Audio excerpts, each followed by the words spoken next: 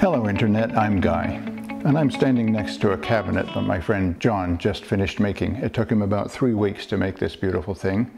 It was a commission from another piece that someone saw in a store near here in Maine, and she liked it, but she wanted it in different woods. So this is maple and cherry wood.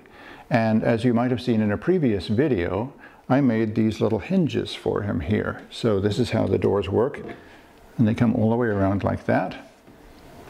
Solid brass, and then inside in the door here, where the doors hit, there's a magnet right here and another little magnet buried underneath there and a rubber stop. And so when the door comes around, it goes and just touches closed, just like that. Very satisfying sound, and the hinges move very well.